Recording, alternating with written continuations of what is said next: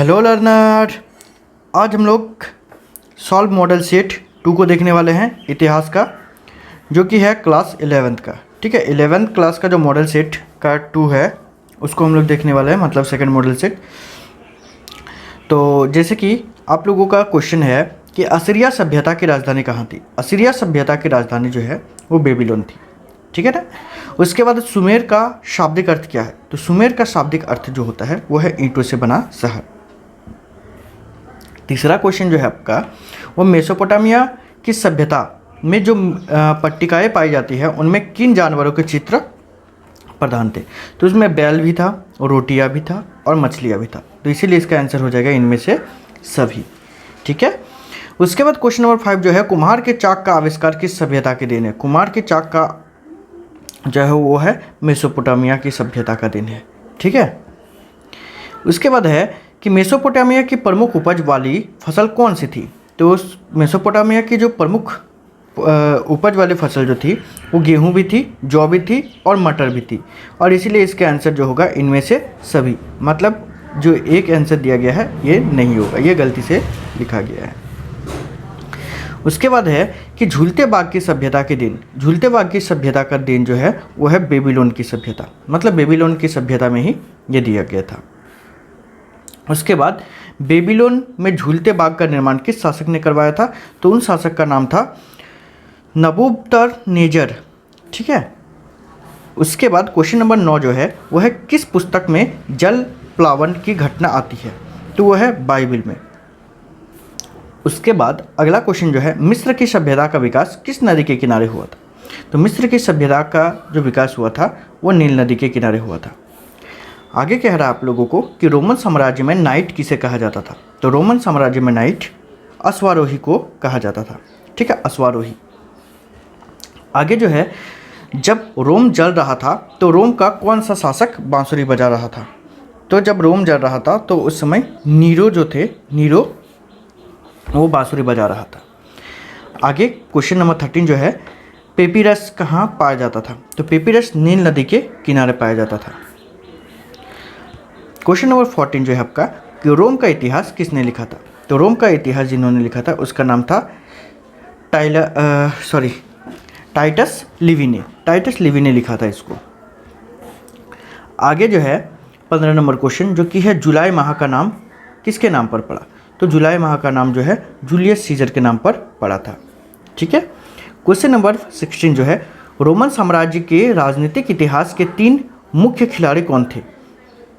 तो जिसमें सम्राट, अभिजात वर्ग और सेना, ये तीनों थे, इसीलिए इसका आंसर हो जाएगा इनमें सभी। ठीक है। क्वेश्चन नंबर 16 जो है वो है दिनारियस क्या था? तो दिनारियस जो है चांदी का सिक्का था।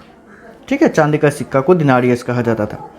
निम्नांकित में से किसे रोमन साम्राज्य का हृदय कहा जाता है? तो उस भूमध्य सागर को रोमन साम्राज्य का हृदय कहा जाता है। आगे क्वेश्चन है क्वेश्चन नंबर 19 जो कह रहा है स्पेन के व्यापार के लिए प्रसिद्ध था, वो क्या था? तो जैतून का तेल। ठीक है, जैतून का तेल था। आगे जो आपका क्वेश्चन है वह पेपायरस या पेपिरस क्या था? तो ये था आपका पौधा। ठीक है, ये एक पौधा था। आगे क्वेश्चन आप लोगों का कह रहा है कि हजरत मोहम्मद का जन्म कहाँ हुआ था? तो हजरत मोहम्मद का जन्म जो हुआ था वो 570 ईसा पूर्व को हुआ था। ठीक है।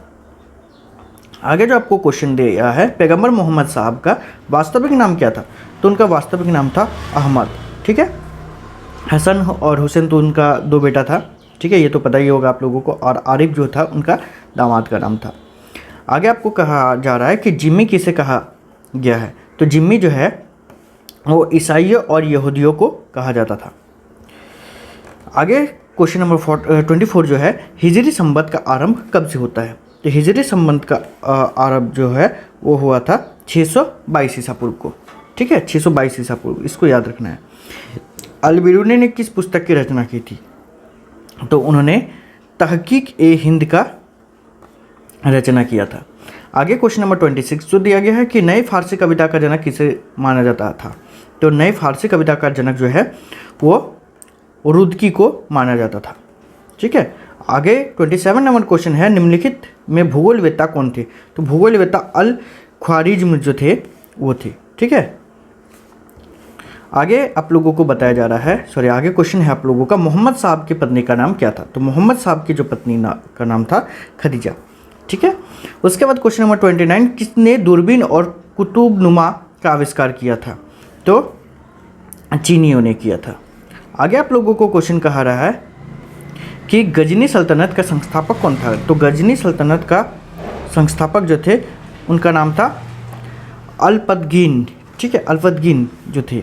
आगे 31 नंबर क्वेश्चन कह रहा है कि लुई 14वां के निरंकुशतम राजतंत्र को किसने आरंभ संभव बनाया? तो वो था रिशलू और मेजारिनी ने। ठीक है, मेजारिन ने। आगे 32 नंबर क्वेश्चन कह रहा है कि सामंती व्यवस्था का मुख्य आधार क्या था? तो सामंती व्यवस्था का मुख्य आधार जो था वो था भूमि। ठीक है, क्वेश्चन नंबर 33 कह रहा है कि डॉन क्विक्सोट उपन्यास में किस वर्ग का प्रमुखता से चित्रण किया गया था? तो वह था नाइटों का। ठीक है, नाइटों का। आगे आप लोगों को कह रहा है क्वेश्चन नंबर 34 जो कि है रोमन चर्च का प्रधान कौन था? तो रोमन चर्च का प्रधान जो था उसको कहा जाता था पोप। आगे क्वेश्चन नंबर 35 जो है टाइथ किस प्रकार का कर था? तो टाइथ जो था वो धार्मिक प्रकार का कर था। ठीक है, आगे क्वेश्चन नंबर 36 है धर्म सुधार आंदोलन के सर्वप्रथम प्रवर्तक कौन थे? तो वो थे मार्टिन लूथर। क्वेश्चन नंबर 37 जो है वह धर्म सुधार आंदोलन की शुरुआत कहाँ हुई? तो धर्म सुधार आंदोलन की शुरुआत जर्मनी में हुआ था। आगे क्वेश्चन आप लोगों का है 38 नंबर जो कि कह रहा है कि आप लोगों का कि सामंतवादी अधिकृत व्यवस्था की सबसे छोटी इकाई क्या है? तो वो है नाइट। और क्वेश्चन नंबर 39 जो कि है गुलाबों की लड़ाई कहाँ हुई थी? तो गुलाबों की लड़ाई इंग्लैंड में हुई थी।